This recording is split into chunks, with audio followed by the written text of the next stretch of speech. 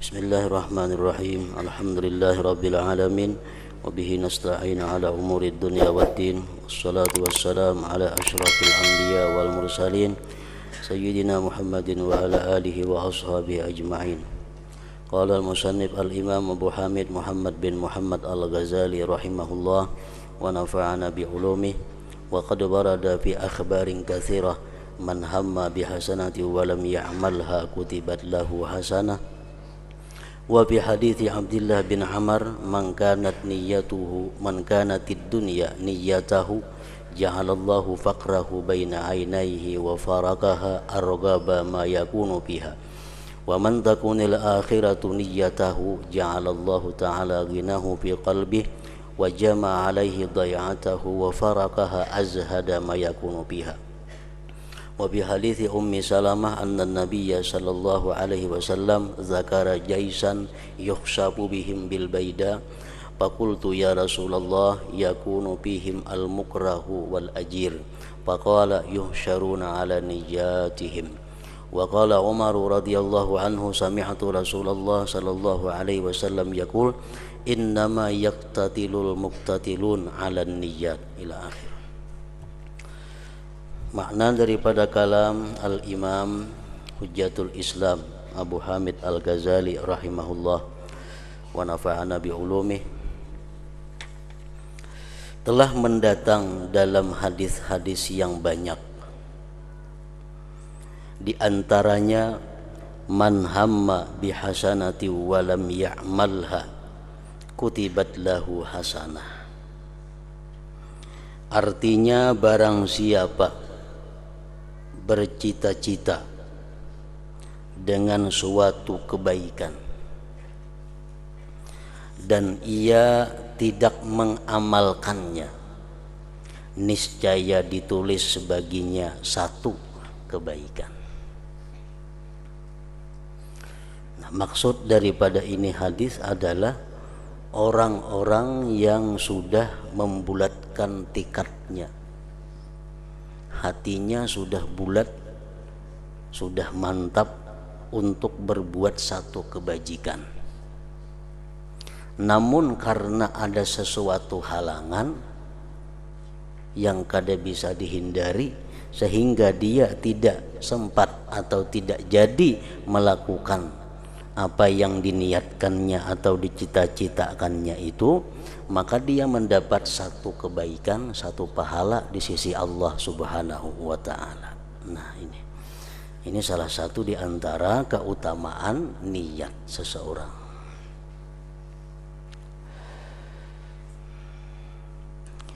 Dalam hadis Abdullah bin Amr bin As radhiyallahu anhu disebutkan, man kanatid dunya niyyatahu ja'alallahu faqrahu baina aynayhi wa faraqaha arghaba ma yakunu biha wa man takunil akhiratu niyyatahu ja'alallahu ta'ala ghinahu fi qalbihi wa jama'a alaihi day'atahu wa faraqaha azhada ma yakunu biha.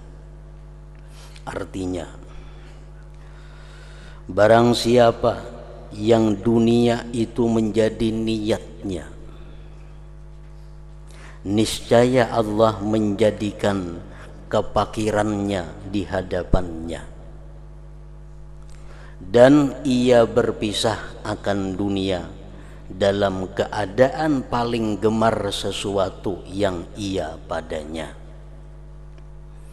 Dan barang siapa yang akhirat menjadi niatnya, niscaya Allah menjadikan kekayaan di dalam hatinya dan Allah menghimpunkan baginya mata bendanya dan ia berpisah akan dunia dalam keadaan paling zuhud yang ada padanya. Maksud ini hadis,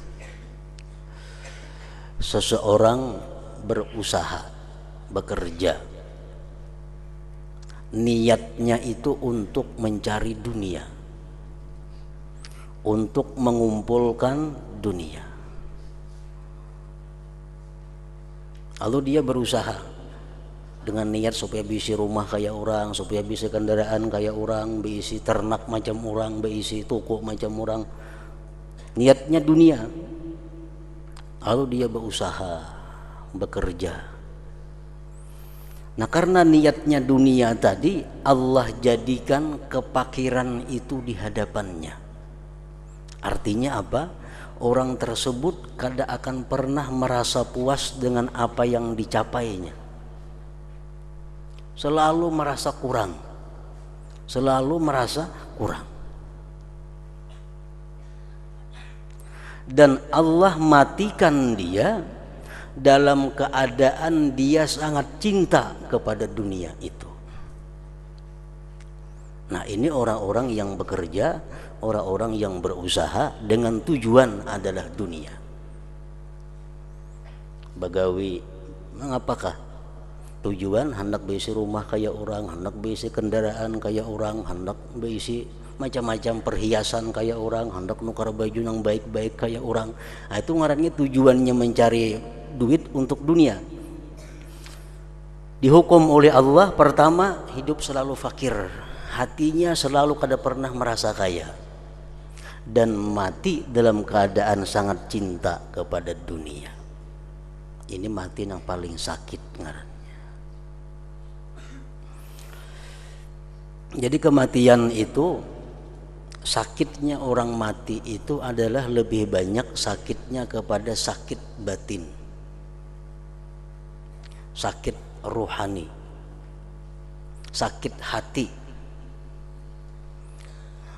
Kalau sakit awak itu masih kada seberapa. Kalau orang sakit awak tuh masih bisa tertawa. Tapi kalau orang sakit hati, tatawagin kayak menangisnya. Nah, orang yang mati itu kebanyakan sakit itu sakit hati. Kenapa sakit hati? Karena dia berpisah lawan orang-orang dengan benda-benda yang dia sangat cinta. Nah, di situ sakitnya kematian. Sakitnya kematian di situ. Jadi orang-orang yang berusaha, bekerja dengan tujuan dunia tadi, matinya sakitnya luar biasa. Kita bayangkan, kita berisi rumah, kita berisi kendaraan, kita berisi kebun, kita berisi toko, kita banyak berisi perhiasan. Nah, kemudian satu saat nanti kita akan dipisahkan Tuhan dengan itu. Rumah nang bagus sudah kada jadi ampun kita lagi, kendaraan nang ada bukan ampun kita lagi, kabun nang banyak bukan ampun kita lagi, toko nang banyak bukan ampun kita, perhiasan nang banyak bukan ampun kita, jabatan nang ada ditinggalkan. Nah, bayangkan kayak apa sakitnya hati kita. Orang umpamanya jadi camat, bisi rumah ada, kendaraan ada, toko ada, kebun ada, camat lagi. Diampihi orang jadi camat, sakit hati. Diampihi orang jadi camat bakal kejutan, sakit hati. Kenapa? Nah, jadi camat diampihi, sakit hati berpisah dengan jabatan. Padahal rumah masih ada, kebun masih ada, toko masih ada, perhiasan masih ada, sapi kambing masih ada berisi. Hanya sebuting diambil Tuhan sudah sakit hati. Nah, orang banyak berisi harta, rumah terbakar, motor terbalik, bahumaan berhasil, sakit hati luar biasa. Padahal kambing hadangan banyak lagi berisi, tapi sudah sakit hati. Nah, kematian itu memisahkan semuaan yang dicintai hilang. Nah, orang-orang yang niatnya berusaha untuk dunia tadi, dia mati dalam keadaan bersangatan cinta kepada dunia itu. Bukan main sakitnya, bukan main sakitnya.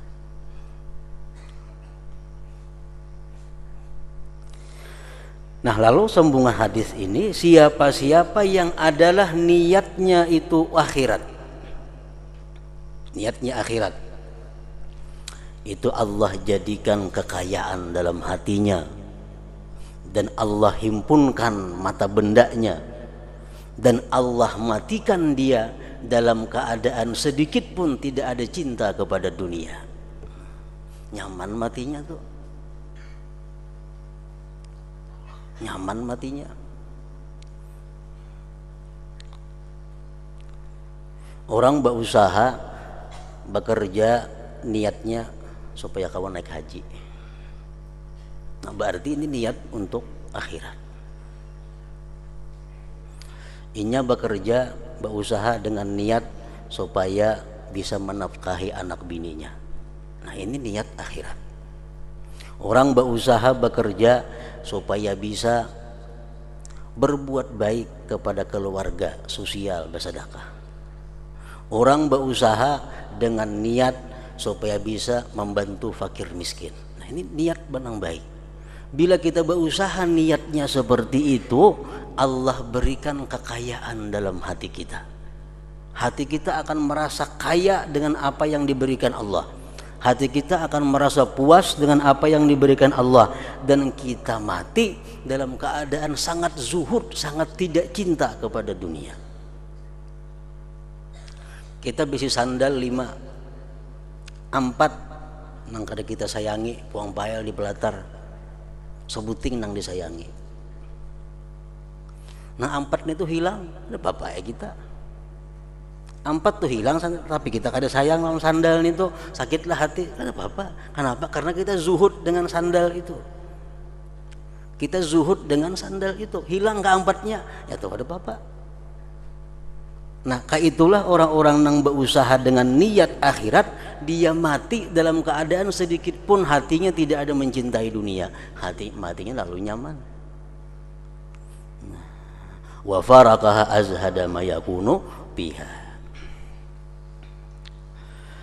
Dalam hadis Ummi Salamah radhiyallahu anha bahwasanya Nabi sallallahu alaihi wasallam menyebutkan tentara di mana padang pasir menenggelamkan mereka. Lalu saya bertanya, ujar Ummi Salamah, ya Rasulullah, di antara mereka ada orang yang dipaksa dan ada orang yang menjadi buruh. Maka Rasulullah SAW bersabda, yuhsyaruna ala niyatihim, artinya mereka dihalau menurut niat mereka. Ini ada pasukan perang hendak menyerang sesuatu daerah. Sampai di tanah lapang ditenggelamkan Allah. Maka di tanah lapang itu banyak manusia-manusia lain yang kada tentara, umpat juga tenggelam. Nah kayak apa mereka itu? Lalu jar Nabi, nanti mereka dibangkit Allah sesuai dengan niat-niat mereka itu.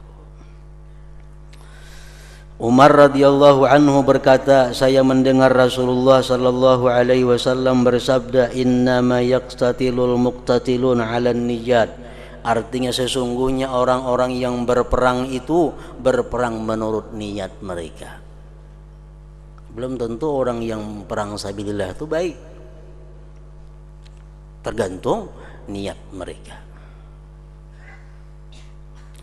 Rasulullah sallallahu alaihi wasallam bersabda, idzal taqas saffani nazalatil malaikatu taktubul khalqa ala maratibihim, fulanu yuqatilu lid dunya, fulanu yuqatilu hamiyah, fulanu yuqatilu asabiyah, ala fala taqulu fulanun qutila fi sabilillah, faman qatala litakuna kalimatullah hiyal ulya fahuwa fi sabilillah.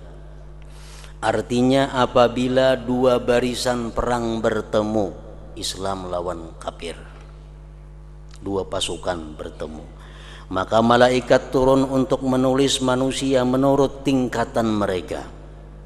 Si fulan berperang karena dunia. Si fulan itu 4 berperang untuk mencari harta pampasan perang. Walaupun inya mati dibunuh orang kafir, ini orang kada sabilillah. Si fulan berperang karena marah. Aku saling sarikan lawan si fulan itu nah, lawan si kafir itu hendak membunuh, kada wani rahatan berperang pas bertemuan nih. Balas dendam. Si fulan berperang karena fanatik golongan, kabilah-kabilah, suku-suku. Ingatlah, janganlah kamu berkata si fulan terbunuh fisabilillah, maka barang siapa berperang agar agama Allah itu paling tinggi, maka ia di jalan Allah. Jadi kita jangan hendak mengatakan si fulan itu adalah fisabilillah. Orang nang sabilillah itu orang yang berperang dengan tujuan meninggikan agama Allah Subhanahu wa ta'ala.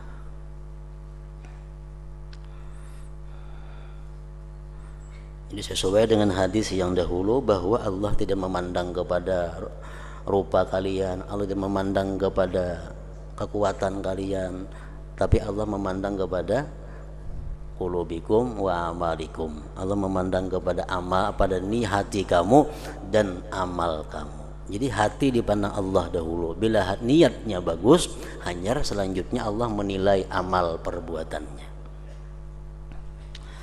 Dari Jabir radhiyallahu anhu, dari Rasulullah sallallahu alaihi wasallam, bahwa beliau bersabda, yub'atsu kullu 'abdin 'ala ma mata 'alaihi. Artinya setiap hamba dibangkitkan menurut apa yang ia meninggal dunia atas.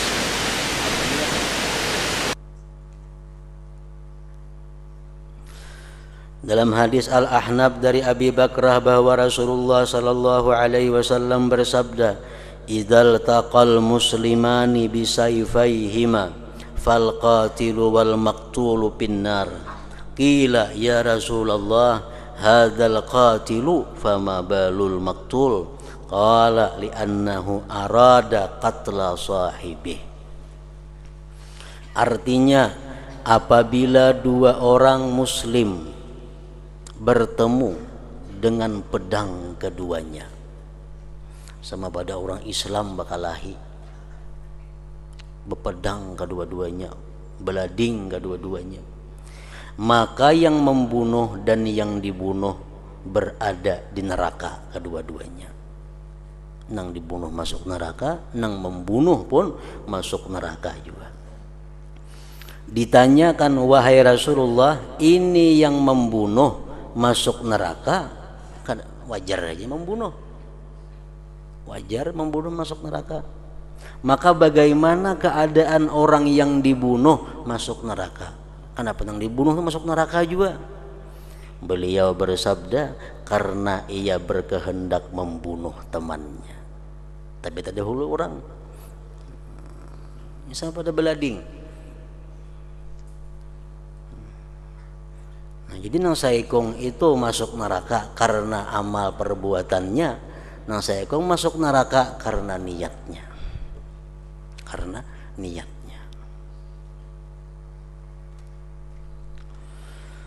Dalam hadis Abu Hurairah disebutkan, man tazawwaja imra'atan 'ala sadaqin wa huwa la yanwi ada'ahu fa huwa zanin, wa man iddana dainan wa huwa la yanwi qada'ahu fa huwa sarikun. Artinya, barang siapa mengawini perempuan atas mas kawin padahal ia tidak berniat membayarnya, maka ia adalah orang yang berzina. Orang jujuran berhutang, boleh aja jujuran tuh berhutang, ada jadi masalah. Makanya rancak Japangulo 10.000 rupiah tunai jarna itu kuntan artinya.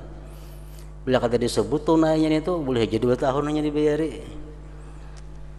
Orang terima menikahi pulanah binti pulan dengan mahar 10.000 rupiah. Kada ada tunainya, kain lagi bayar kada bapak juga. Tapi bila Japangulo buat tunai, nah yang itu bayar ya lagi.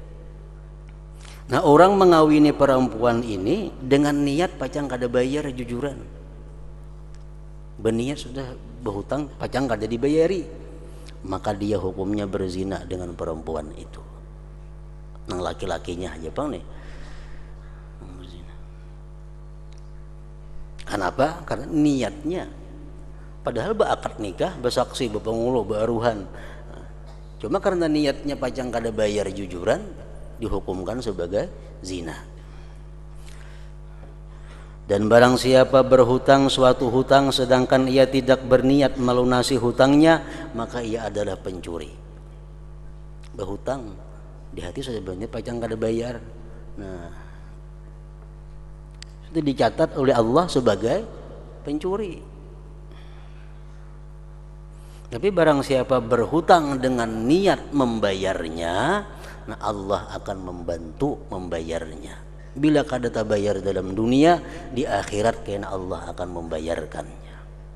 Nah itu orang berhutang tapi niatnya baik, bujur-bujur hendak membayari kena.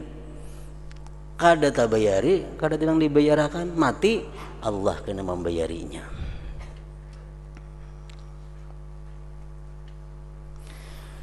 Dan Rasulullah sallallahu alaihi wasallam bersabda, man tatayyaba lillahi ta'ala jaa yaumal qiyamah wa rihuhu atyabu minal miski, wa man tatayyaba li ghairillah jaa yaumal qiyamah wa rihuhu antanu minal jifah. Artinya barang siapa memakai minyak harum karena Allah, maka ia kelak datang pada hari kiamat di mana baunya lebih harum daripada misik, daripada kasturi. Dan barang siapa memakai minyak harum karena selain Allah, maka ia kelak datang pada hari kiamat di mana baunya lebih busuk daripada bangkai. Ini minyak harum mesti berniat juga.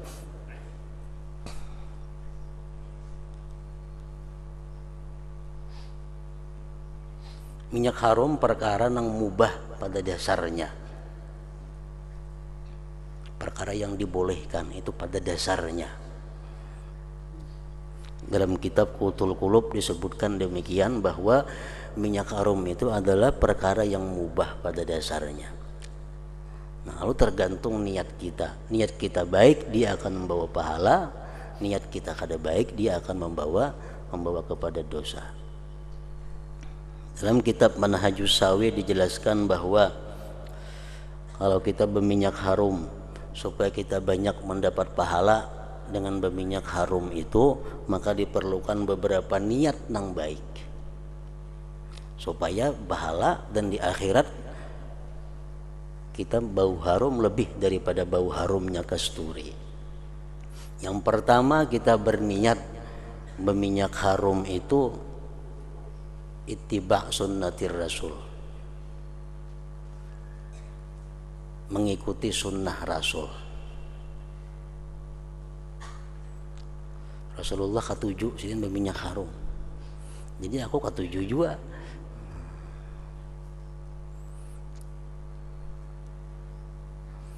Yang kedua, tujuan berminyak harum itu tarwihu man jalasa indah.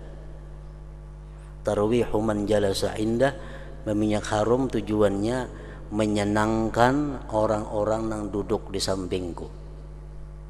Kan nyaman dihija duduk harum. Jadi tujuan kita berminyak harum supaya nang dihija aku ini nyaman. Minyak harumnya itu nang nyaman juga baunya.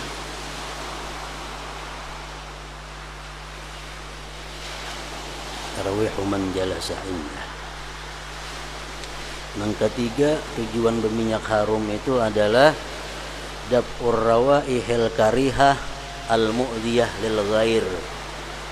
Aku berminyak harum ini tujuannya adalah menghilangkan bau nang kada nyaman, nang bisa mengganggu orang lain.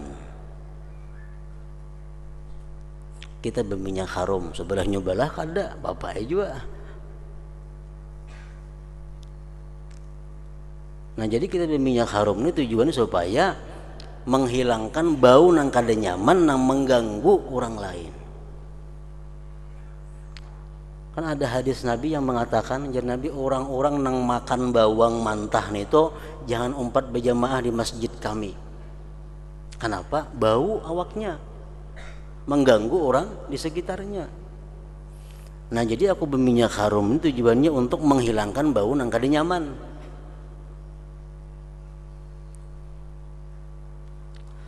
Yang keempat, berminyak harum itu tujuannya adalah hasmu babil ghibah. Hasmu babil ghibah artinya apa? Menutup pintu gibah. Karena mun kita kada berminyak harum sambat orang, bah nanti bau banget atiak. Nah, lalu jadi dosa orang menggibah seorang. Karena apa? Karena seorang kada berharum-harum. Nah, jadi baharu haram itu termasuk tuh niatnya adalah untuk menutup pintu ghibah. Mau ghibah orang jadi berdosa gara-gara kita. Nang kelima, tujuan berminyak haram itu ziyadatul akli, menambah akal. Jadi Imam Syafi'i, man tabarihuhu zada akluhu. Orang yang selalu harum baunya selalu bertambah akalnya. Jadi bila kita berminyak haram niatnya 5 macam itu, 5 macam dapat pahala. 5 macam dapat pahala. Adapun asar-asarnya diantaranya Umar ibnul Khattab radhiyallahu anhu berkata, paling abdal amal perbuatan adalah menunaikan apa yang diwajibkan oleh Allah. Itu paling abdal sudah. Paling abdal ibadah menunaikan yang diwajibkan Allah. Bila kita melalaikan yang diwajibkan Allah, tapi kita katuju manggawi nang sunat, berarti itu ngarannya kada ikhlas. Itu ngarannya karena syaitan atau karena nafsu. Ini nang wajib nih ada kada biris lagi, tapi nang sunat katuju manggawi, Allah kada menerima. Kenapa? Karena orang ini pasti ada untingan. Amunnya buju-buju karena Allah nang wajib dahulu akan. Kuitan seorang miskin pakir kada diberi duit, kawan diberi duit, itu kada bujur ngarannya. Nang wajib ada.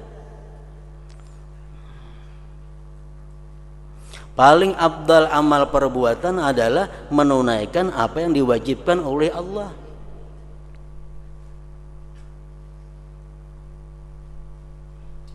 Manang kayak bini-bini lawan laki kada bagus kelakuan, lawan laki kada baharum-harum, kada beberasi, sudah ka orang lain baharum-harum beberasi, lamah lembur kelakuannya kada bujur bini-bininya, kada bujurun itu. Bila sudah lawan orang baik kelakuan, lemah lembut tutur kata, lawan laki maka nah padahal nang wajib itu lemah lembut lawan laki. Lawan orang itu kasar kada jadi masalah, disuruh tuh bini-bini kasar dengan laki-laki nang bukan mahram itu. Inta paling lawan laki kasar, lawan orang lemah lembut, nih perempuan nang kada jujur ngarannya. Paling abdal amal itu adalah menunaikan apa yang diwajibkan oleh Allah. Nang wajib sudah biris, nah ini nang lain-lain, nang sunat. Wara daripada apa yang diharamkan Allah Ta'ala, nomor 2-nya. Menjauhi yang diharamkan Allah. Yang ketiga, dan benarnya niat pada apa yang ada di sisi Allah. Laksanakan apa yang dipardukan Allah, jauhi apa yang dilarang Allah, bujurkan niat. Banyak orang yang berbuat yang diwajibkan Allah tapi niatnya kada bujur.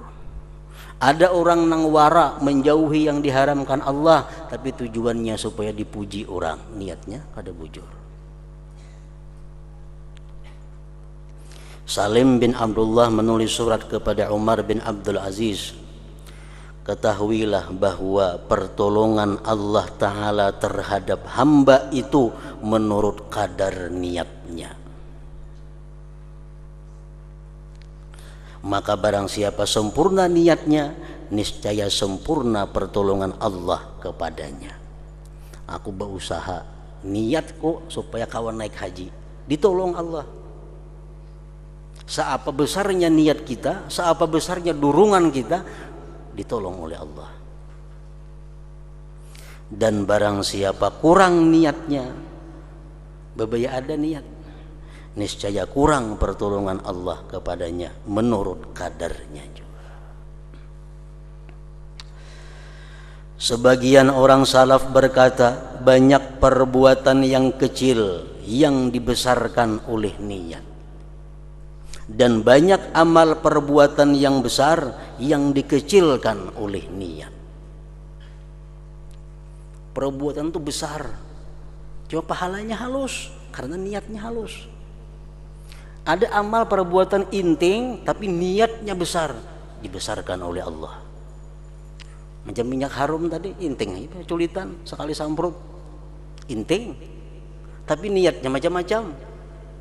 Mencontoh Rasulullah kata jubah harum, menyenangkan orang yang duduk di sampingku, menambah akalku, menutup pintu gibah orang, macam-macam niatnya, jadi ganal pahalanya. Nah, perbuatan yang besar karena niatnya halus, jadi halus. Naik haji itu ganal perbuatannya, dan pahalanya pun saling ganalan. Naik haji surga jaminannya. Al-hajjul mabrur laisa lahul jaza illal jannah. Haji mabrur tidak ada balasan kecuali surga. Nah, ganal benar haji itu nilainya. Tapi haji ini bercampur niatnya. Naik haji, blok naik haji membawa ruko ada juga, saya berjual di situ. Membawa jamu-jamu ada juga, membawa obat KB ada juga di situ, payo, macam-macam bisnis dibawai. Lalu haji jadi halus setinggal, dikecilkan oleh niatnya. Jadi mau haji aja melulu, jangan dicampur membawa macam-macam itu.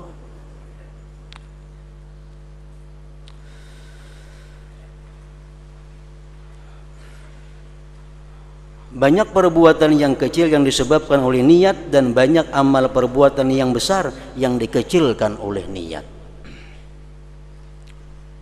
Baca salawat sallallahu ala sayyidina Muhammad wa ala alihi wasallam, sedikit saja. Tapi kalau niat kita bagus, niat kita besar, menjadi besar. Ada orang bersalawat umpatan saja, berniat kada apa kada, itu halus nilainya. Tapi kalau kita bersalawat itu walaupun sekali salawat, cuma niatnya pertama menjunjung perintah Allah. Dalam Al-Quran Allah menyuruh bersalawat lawan Nabi Muhammad sallallahu alaihi wasallam. Nah, yang kedua, aku bersalawat ini tujuannya karena aku cinta kepada beliau. Walaupun hati kita kurang cinta, akan ditambah Allah kecintaan.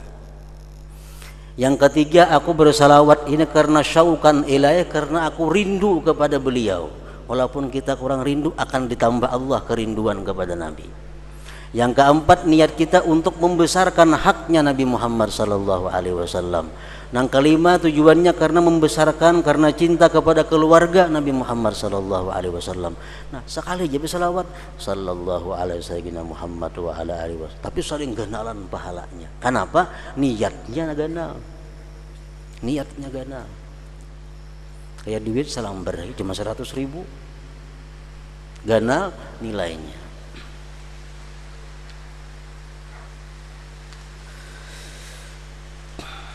Daud At-Tai berkata, orang baik itu himmahnya adalah takwa. Maka jikalau semua anggota tubuhnya bergantung dengan dunia, niscaya niatnya mengembalikannya pada suatu hari kepada niat yang baik. Dan demikian pula orang yang jahil itu, orang yang tidak belajar itu, yang tidak mengetahui itu, dengan kebalikan demikian. Orang yang baik, orang yang takwa, orang yang berilmu, walaupun dia hidup di lingkungan harta, tapi satu hari karena niatnya baik, dia akan kembali kepada baik. Nah, orang yang baik, yang takwa, karena niatnya baik, walaupun hidupnya sekarang dalam lingkungan dunia, hidup dalam lingkungan harta, tapi satu hari dia akan kembali. Kenapa? Karena dia punya niat yang baik. Nah, orang nang kada tahu, orang nang kada mengerti, nang jahil, walaupun dia hidup dalam lingkungan agama, hidup selalu di pengajian, tapi akhir satu hari dia akan kembali kepada dunia.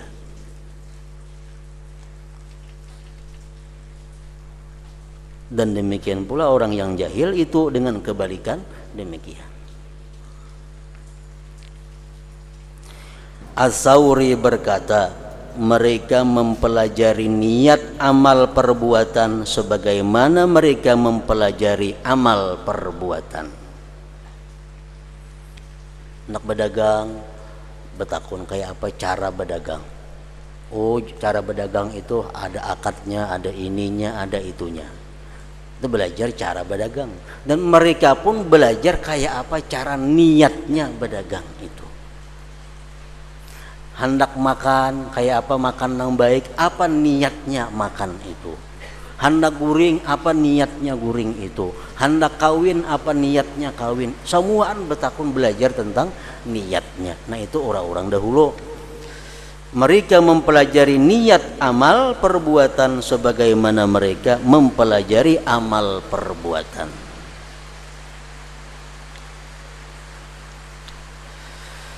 Sebagian ulama berkata, carilah niat bagi amal perbuatan sebelum amal perbuatan. Sebelum hendak menggawe sesuatu, cari niatnya dulu. Besah jakub.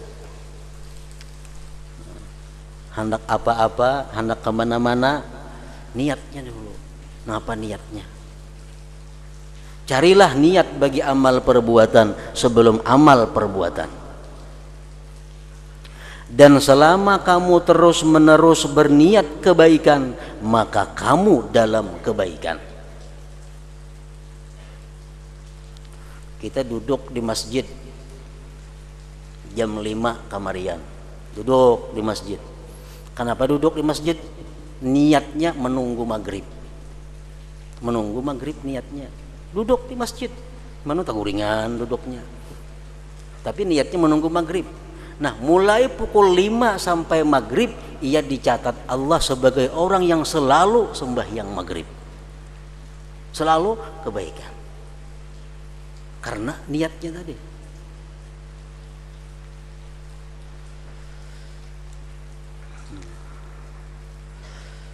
Dan selama kamu terus-menerus berniat kebaikan, maka kamu dalam kebaikan.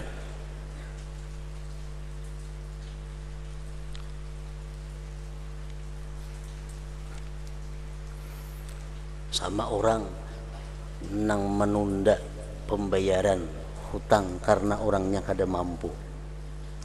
Disebutkan dalam kitab nang dahulu, dijelaskan bahwa kalau kita menagih hutang, hutangnya berapa? 10.000 rupiah. Ditagih, jarnya kada kau bayar, nah kada berduit lagi. Ayo ha, karena bila ada bayari, bulik. Berapa hari ini belum bayar, nah setiap hari kita dihukumkan bersedekah 10.000 rupiah. Kenapa? Karena niat kita memberi kemudahan, keringanan kepada orang untuk membayar hutang kepada kita.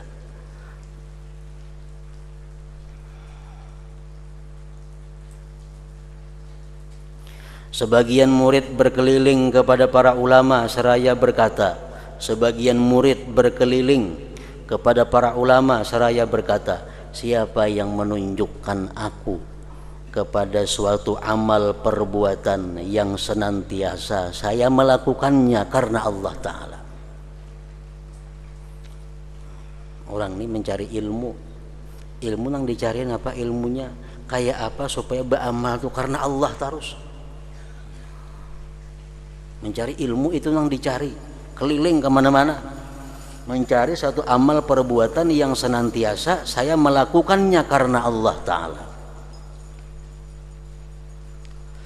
Sesungguhnya saya tidak suka bahwa datang sesaat dalam malam atau siang kepadaku, melainkan saya adalah salah seorang dari orang yang melakukan amal karena Allah.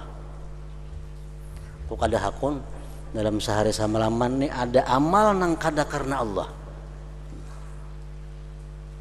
maka dikatakan kepadanya, kamu telah mendapatkan hajatmu, maka lakukanlah kebaikan menurut kemampuanmu. Lalu apabila kamu lemah atau meninggalkannya, maka bercita-citalah dengan melakukan kebaikan itu. Karena sesungguhnya orang yang bercita-cita dengan melakukan kebaikan itu seperti orang yang melakukannya. Sembahyang 1 rakaat, 2 rakaat, 6 rakaat, 10 rakaat, lapah sudah 10 rakaat sembahyang. Istirahat, minum, duduk, beruku umpamanya, menghilangkan lapah. Kayaknya tungtung lapah kena sambung pulang ke rakaat berikutnya. Nah selama istirahat itu dihitung tetap sembahyang.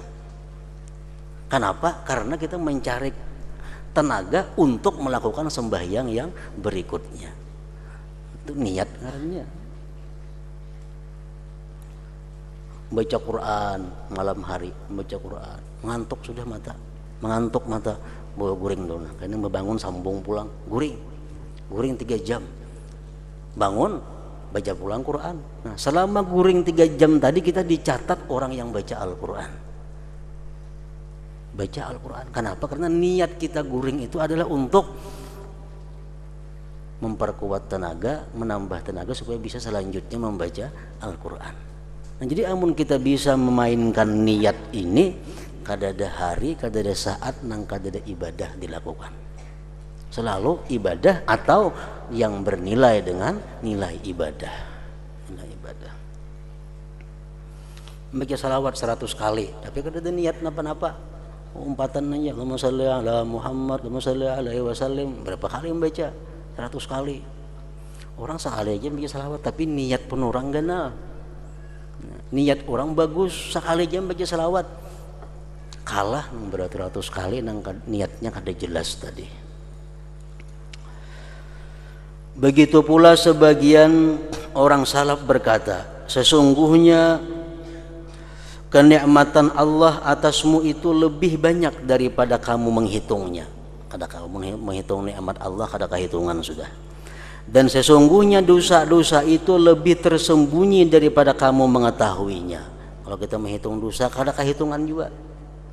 Tetapi pagi-pagilah kamu menjadi orang yang bertobat, dan suri-surilah kamu menjadi orang yang bertobat, niscaya diampuni bagimu dosa-dosa yang diantara yang demikian. Subuh tobat kepada Allah kalau ada dosa-dosa malam tadi. Ini sudah berniat kena kemarin kena aku tobat pulang kalau ada dosa-dosa yang di siang hari. Nah, jadi 24 jam kita selalu orang yang bertobat kepada Allah Subhanahu wa taala karena niatnya tadi.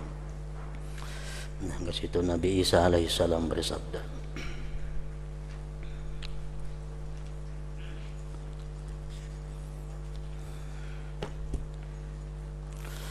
afdalul dzikri fa'lam annahu la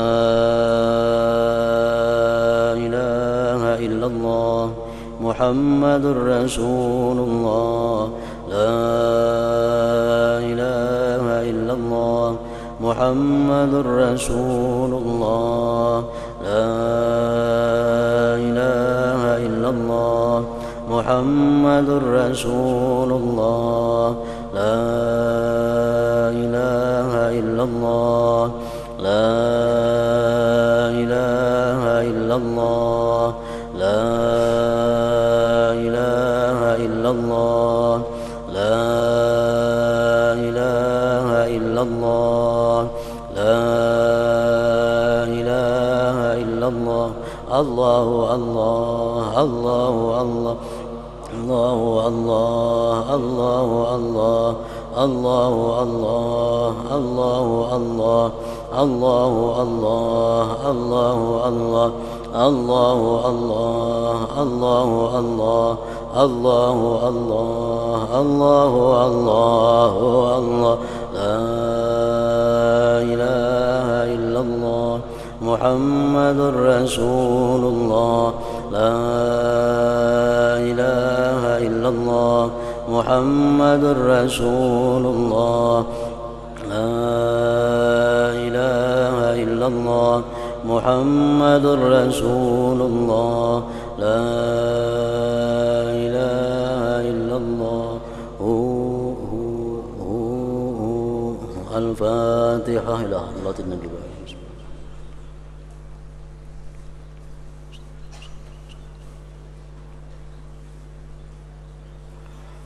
فيا أيها الرجل منه شفاعة صلوا عليه سلموا تسليما اللهم صل وسلم وبارك عليه.